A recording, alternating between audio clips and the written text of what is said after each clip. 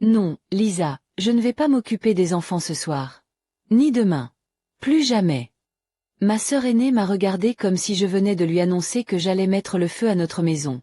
Ses yeux se sont écarquillés et le téléphone portable qu'elle tenait à la main a tremblé légèrement. Zoé, tu n'es pas sérieuse. C'est l'anniversaire de mariage de mon patron. Ce dîner pourrait garantir ma promotion. Tu t'occupes toujours de tes neveux. Lisa s'est passé la main dans les cheveux, ce geste qu'elle fait quand elle est sur le point de paniquer. J'ai croisé les bras et souri calmement. Je suis très sérieux. Peut-être que tu devrais, je ne sais pas, te trouver une vie? L'ironie de cette phrase n'est pas passée inaperçue. Lisa a pâli, sachant exactement à quoi je faisais allusion. Et c'est à ce moment-là que j'ai réalisé que ma vengeance ne faisait que commencer. Je m'appelle Zoé, j'ai 17 ans et, après avoir été exploitée pendant des années comme babysitter gratuite, j'ai découvert que la meilleure vengeance n'est pas seulement de dire « non », mais de montrer à quelqu'un la valeur exacte de ce qu'il considère comme acquis. Tout a commencé il y a 15 jours, lors de ce qui était censé être un simple dîner de famille chez mes parents. Nous étions 15 autour de la table, oncles, cousins, mes parents, Lisa, son mari Ben, leurs 3 jeunes enfants, Noah, 6 ans, Emma, 4 ans, et Lily, 2 ans, et moi. La conversation s'est déroulée au rythme du vin lorsque ma mère a mentionné, avec une fierté évidente, mes récents résultats scolaires. Zoé a obtenu les meilleures notes de la classe en calcul, dit ma mère en versant de la purée. Elle se consacre vraiment à ses études. C'est alors que Lisa s'est mise à rire, de ce rire condescendant qui m'a toujours agacée. Oui, parce qu'elle n'a pas de vie en dehors de ça. Pas de petite amie, pas de vie sociale, elle reste chez elle à faire des maths. Le silence qui s'est installé a été comme une petite fracture dans le temps. J'ai essayé de sourire, comme s'il s'agissait d'une blague entre sœurs. Mais Lisa, encouragée par le silence, a décidé de continuer. Zoé est en fait une nounou qui vit avec nous. Elle a fait un geste avec sa fourchette, comme pour souligner des faits évidents. En fait, je lui rends service en lui donnant quelque chose à faire. Les rires qui fusent autour de la table m'atteignent comme des flèches. Chaque rire était une petite coupure. J'ai senti mon visage s'échauffer et mes mains commencer à trembler. Lisa ne se contentait pas de me taquiner. Elle m'humiliait délibérément, rabaissant toutes mes réussites et réduisant mon existence à sa convenance. Mon père est finalement intervenu, mais le ton doux de sa voix laissait entendre qu'il s'agissait plus d'une requête que d'une réprimande.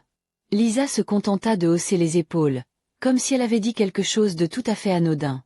Ce soir-là, alors que tout le monde continuait à manger et à discuter, je suis restée silencieuse, repassant mentalement en revue toutes les fois où j'ai annulé des projets avec des amis pour m'occuper des enfants de Lisa. Chaque week-end sacrifié. Chaque soirée d'études interrompue par ces appels d'urgence.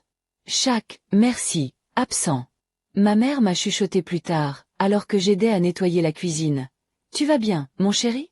Je lui ai répondu automatiquement que j'allais bien, mais quelque chose avait changé en moi. Une étincelle de détermination s'était allumée.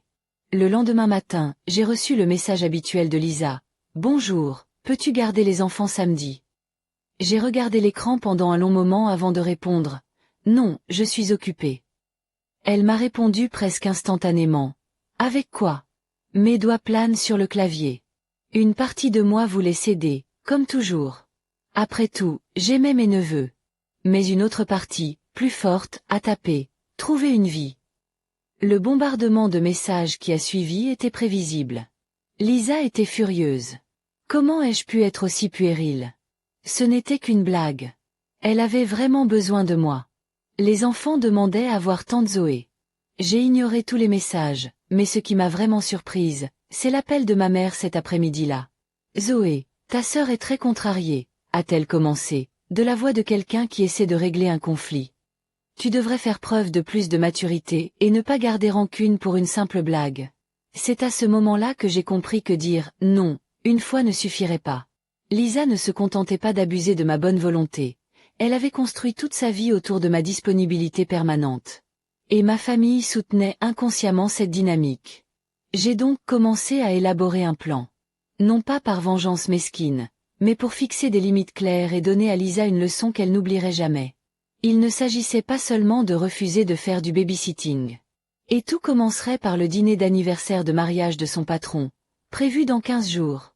Si vous vous demandez comment une jeune fille de 17 ans peut orchestrer une vengeance aussi élégante contre une sœur manipulatrice, Continuez à regarder. Je vous promets que chaque moment d'humiliation que j'ai subi sera récompensé d'une manière que vous ne pouvez même pas imaginer. Et si vous appréciez cette histoire, n'oubliez pas de vous abonner pour ne pas manquer un seul détail de cet incroyable rebondissement que j'ai préparé pour Lisa. Je vais vous dire exactement comment j'ai planifié ma vengeance, car croyez-moi, ce n'était pas impulsif. Derrière mon éternel sourire de « babysitter de garde », je mettais en place toutes les pièces du puzzle pendant que Lisa continuait à me rabaisser. La première partie de mon plan consistait à rassembler des preuves. Au cours des 6 derniers mois, j'ai tenu un journal détaillé de toutes les fois où Lisa m'a demandé de garder les enfants. Date, heure, durée, motif présumé et ce qu'elle faisait réellement. Oui, parce que plusieurs fois ce « dîner de travail » était en fait une sortie avec des amis, ou cette « urgence au bureau » était un rendez-vous avec Ben dans un restaurant chic. Comment l'ai-je su? Les réseaux sociaux sont merveilleux. Lisa n'a jamais pu résister à l'envie de se renseigner sur des lieux ou de publier des articles. Mon allié inattendu dans ce plan était la tante Rachel, la sœur cadette de ma mère. Rachel a toujours été la tante rebelle de la famille, celle qui dirigeait sa propre entreprise, voyageait seule et ne se souciait pas de ce que les autres pensaient. Elle était présente au dîner fatidique et m'a appelé 2 jours plus tard. « Zoé, ce que Lisa a dit n'était pas du tout nécessaire », a-t-elle déclaré sans ambages. J'aurais aimé pouvoir te défendre à l'époque, mais tu sais que ta mère déteste les confrontations lors des dîners de famille. Lorsque j'ai fait part à Rachel de ma décision de ne plus faire de babysitting gratuit, elle m'a non seulement soutenue, mais elle m'a aussi fait une proposition inattendue. En fait, j'ai besoin d'aide dans mon travail. En fait, j'ai besoin d'aide dans mon studio de design. Ce serait un travail à temps partiel, quelques heures après l'école et le samedi. Rémunéré, évidemment. C'était comme si l'univers m'avait remis l'arme parfaite entre les mains. Un vrai travail, avec un vrai salaire, qui me donnerait à la fois l'indépendance financière et une excuse légitime pour ne pas être disponible pour Lisa. Il y a juste un détail, a ajouté Rachel, avec un sourire malicieux dans la voix. Ne parle à personne de ce travail pour l'instant. Même pas à ta mère. Dis simplement que tu es occupé par des projets personnels. Rachel n'a pas eu besoin d'expliquer pourquoi. Nous savions toutes les deux que l'impact serait bien plus important si personne ne savait exactement ce que je faisais. Rendre Lisa confuse et en colère faisait partie du plan. Au cours de la semaine suivante, j'ai refusé toutes les demandes de babysitting de Lisa. Ses messages devenaient de plus en plus désespérés. Zoé, s'il te plaît, ce n'est que pour 2 heures. Zoé, j'ai vraiment besoin de ce rendez-vous avec Ben. Les enfants te demandent. Qu'y a-t-il de si important pour que tu ne puisses pas aider ta propre sœur? Ma tactique était simple, des réponses courtes et vagues. Je ne peux pas. J'ai un rendez-vous. Je suis occupée. Jamais d'explication, jamais d'excuses. Lisa n'avait toujours pas fait le rapprochement. Elle croyait vraiment que j'étais simplement en train de faire une « crise d'adolescence » qui allait bientôt passer. Elle ne savait pas que j'avais pris un véritable engagement professionnel et que j'avais désormais un mentor qui m'apprenait non seulement la conception, mais aussi à fixer des limites saines. La deuxième phase de mon plan a commencé à l'approche de l'anniversaire de mariage du patron de Lisa.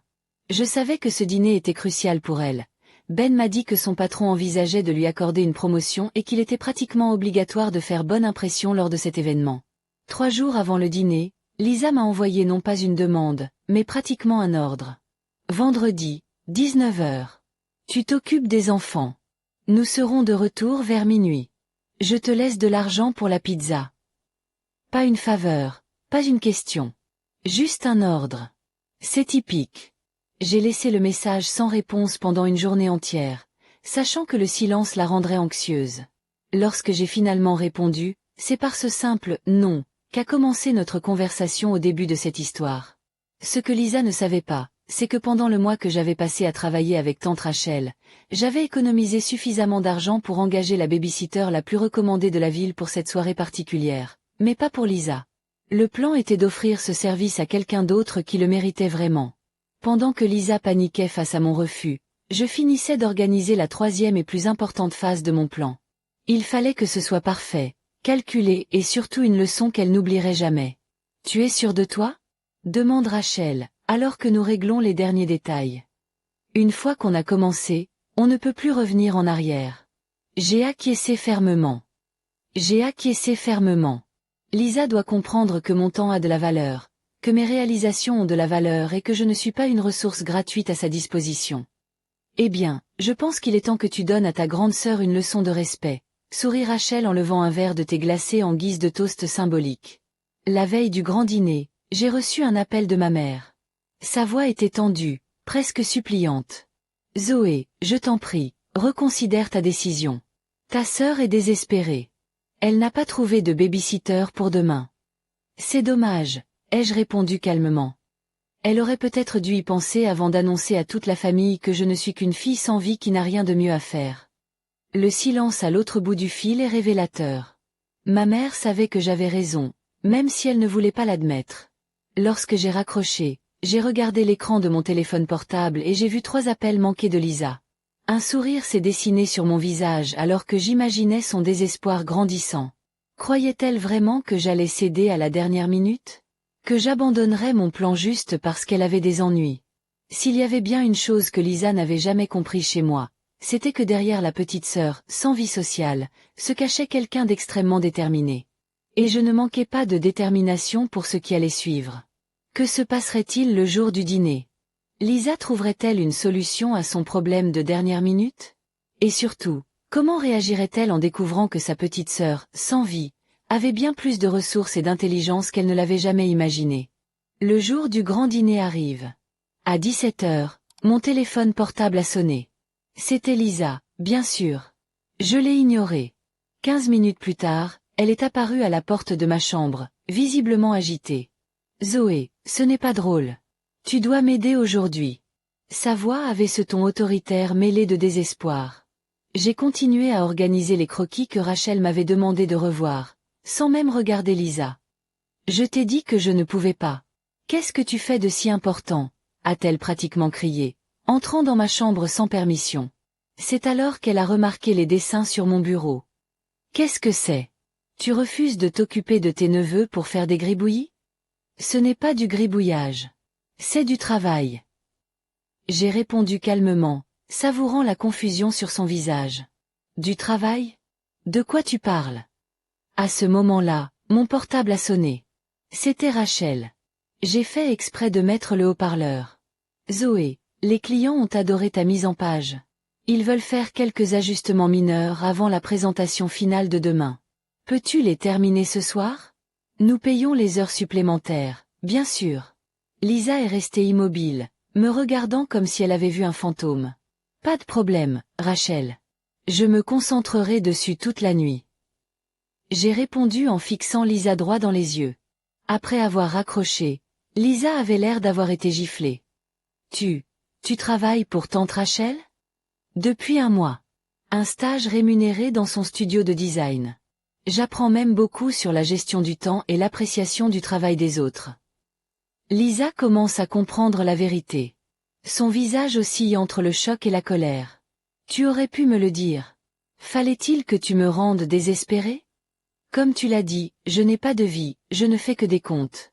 Pourquoi devrais-tu te soucier de mes projets? L'ironie de ma voix était palpable. Lisa regarde sa montre, réalisant qu'elle n'a plus beaucoup de temps. Qu'est-ce qu'on fait maintenant? Qu'est-ce que je fais des enfants? C'est ton problème, pas le mien. Tu aurais peut-être dû y penser avant de m'humilier devant toute la famille. C'est alors que l'on a sonné à la porte. Lisa a couru pour répondre, espérant probablement qu'il s'agissait d'un miracle. D'une certaine manière, c'était le cas. À la porte se tenait Olivia, la nounou la plus recherchée et la plus chère de la ville. Lisa la regarda avec confusion. Olivia? Que faites-vous ici? J'ai été engagée pour m'occuper des enfants ce soir, répondit Olivia avec professionnalisme. Par qui? Demande Lisa, complètement perdue. Par moi, répondis-je en apparaissant derrière elle. Avec l'argent de mon salaire. Lisa me regarde, abasourdie. Tu as embauché une baby-sitter? Mais pourquoi? Si vous aviez les moyens de vous payer une nounou, pourquoi ne vous êtes-vous pas occupé des enfants vous-même? Parce que je voulais que vous compreniez exactement ce que valent les services que je fournis gratuitement depuis quelques années. J'ai tendu une enveloppe à Olivia. Voici le paiement convenu. Merci d'être venu si rapidement. Lisa assiste à la scène en état de choc. Attendez, combien vous payez? 200 $ pour la nuit, répond Olivia avec désinvolture. C'est le tarif normal pour 3 enfants un samedi, avec si peu de préavis. Le visage de Lisa s'est vidé de ses couleurs. 200 $ pour 5 heures? Les services professionnels coûtent de l'argent, Lisa. Surprise? À ce moment-là, Ben apparaît dans l'embrasure de la porte, déjà habillé pour le dîner. Tout va bien. Il faut qu'on y aille bientôt. Oui, c'est réglé, ai-je répondu avant que Lisa ne prenne la parole. Olivia s'occupera des enfants. Vous pouvez aller dîner tranquillement. Alors que Lisa était encore en train d'assimiler ce qui se passait, j'ai tendu à Ben un mince dossier. Oh, et ça, c'est pour toi, Ben. Un peu de lecture pour la route. Qu'est-ce que c'est? A-t-il demandé, confus. Un dossier détaillé de toutes les fois où j'ai gardé les enfants au cours des 6 derniers mois. Les dates, les heures, les raisons présumées, et les vraies raisons, avec les empreintes des médias sociaux de Lisa prouvant où elle était vraiment. Les yeux de Lisa s'écarquillent d'horreur. Tu n'as pas fait ça. Si, je l'ai fait. Y compris un calcul de la valeur marchande de mes services, qui serait d'environ 7800 $ au total. Oh, et cela inclut aussi tous les messages dans lesquels vous m'avez dit de m'occuper des enfants. Notez que jamais vous n'avez demandé s'il vous plaît ou dit merci correctement. Ben feuillette le dossier, son expression se transformant peu à peu en incrédulité. Lisa, cette urgence au bureau le jour de notre anniversaire. Tu étais à une fête avec tes amis? Lisa tente de lui arracher le dossier des mains. C'est ridicule. Zoé invente des choses. Les empreintes sont très claires, ai-je répondu calmement. Les check-ins au restaurant, les stories Instagram, les photos taguées par les amis. Tout est correctement daté et organisé. Ben avait l'air sincèrement blessé. Tu m'as dit que tu devais travailler tard quand j'ai proposé qu'on fête notre anniversaire. Et puis tu as dit que tu étais trop épuisé pour sortir le week-end. Olivia, j'ai appelé, ignorant les protestations désespérées de Lisa, les enfants sont dans leur chambre. Noah a fini ses devoirs, mais Emma doit encore s'entraîner à lire. Pendant que Lisa et Ben discutaient à voix basse, Rachel est venue me chercher. Oui, la 3e partie de mon plan, j'avais du travail ce soir-là. Rachel présentait un projet important le lendemain, et je faisais partie de l'équipe. Prête? Demanda-t-elle. Absolument. J'ai pris mon sac et, avant de partir, je me suis tournée vers Lisa, qui avait l'air dévastée. Profite de ton important dîner. Oh, et quand tu reviendras, Olivia te donnera un reçu. Les professionnels donnent toujours des reçus pour les services rendus. Pendant que nous partions, j'entendais Lisa essayer désespérément d'expliquer à Ben que tout était hors contexte, que j'exagérais. Mais les empreintes ne mentaient pas. Et d'après son visage, il ne croyait pas à ses excuses. Dans la voiture, Rachel m'a souri. Comment te sens-tu? Honnêtement. Libérée. Et un peu triste aussi. Je n'aurais jamais pensé devoir aller aussi loin pour être respectée par ma propre sœur. Certaines limites ne sont fixées que lorsqu'elles sont franchies, a répondu Rachel avec sagesse. Mais qu'en est-il maintenant? Qu'est-ce qui se passe après? Telle était la grande question. Lisa apprendrait-elle sa leçon? Mes parents comprendraient-ils ma version de l'histoire? Et surtout, avais-je franchi une ligne de non-retour dans ma relation avec ma sœur? 2 semaines se sont écoulées depuis cette nuit fatidique. Ce à quoi je ne m'attendais pas, c'est à l'effet domino que ma confrontation aurait sur la dynamique familiale. La première chose qui a changé, c'est l'attitude de Ben. Le lendemain du dîner, j'ai reçu un message de sa part. Merci de m'avoir ouvert les yeux. Il faut qu'on parle. Apparemment, après avoir examiné toute la documentation que j'avais préparée, ils ont eu une longue conversation aux petites heures du matin. Ben a enfin compris comment Lisa avait manipulé non seulement moi, mais aussi lui, en se servant des enfants comme d'une excuse pour faire ce qu'elle voulait. 3 jours plus tard, j'ai été surprise de voir Ben à la porte du studio de Rachel, avec Noah, Emma et Lily. On peut parler? A-t-il demandé. Je veux que les enfants l'entendent aussi. Ben s'est assis avec eux 3 sur le canapé de la réception et leur a expliqué que tante Zoé n'était pas une nounou, mais une étudiante talentueuse avec un travail important, et qu'il ne pouvait plus s'attendre à ce que je m'occupe d'eux chaque fois qu'il le souhaitait. Mais nous pouvons toujours voir tante Zoé, n'est-ce pas? Demande Noah, visiblement inquiet. Bien sûr que vous pouvez, ai-je répondu en m'agenouillant devant lui. Mais maintenant, ce sera différent. Nous allons programmer des jours spécifiques pour passer du temps ensemble, comme le font les gens qui se respectent. Ce qui m'a le plus touché, c'est quand Emma, âgée de 4 ans à peine, m'a dit « Maman a eu tort de dire que tu n'avais pas de vie. » Même les enfants avaient compris ce qui s'était passé. Quant à Lisa, elle m'a complètement évité pendant une semaine. Lorsque nous nous sommes finalement retrouvés pour le déjeuner du dimanche chez mes parents, elle était méconnaissable, calme, sans son habituel air de supériorité. Ben avait insisté pour qu'elle soit présente et qu'elle affronte la situation comme une adulte.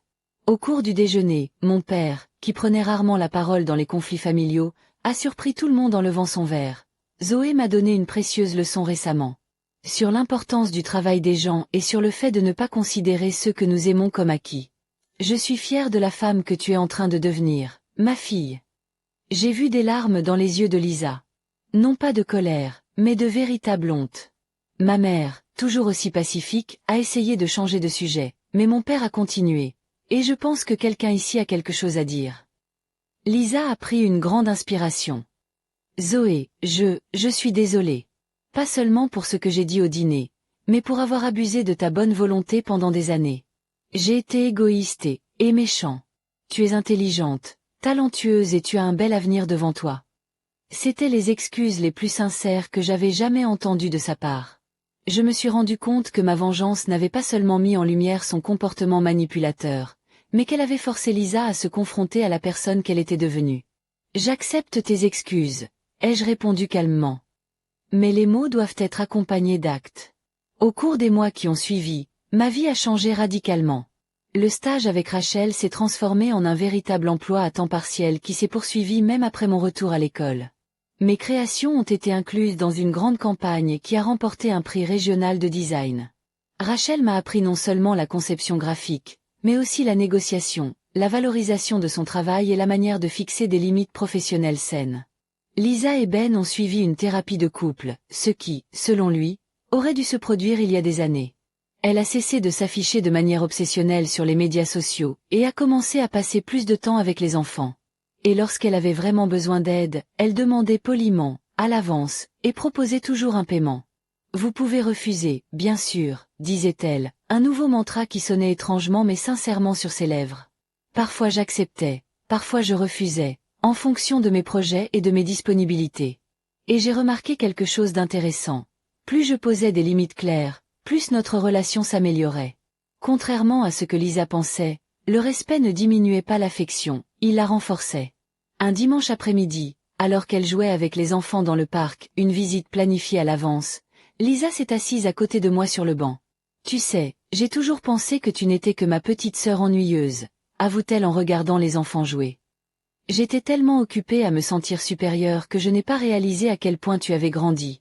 Tu as plus de maturité à 17 ans que moi à 27.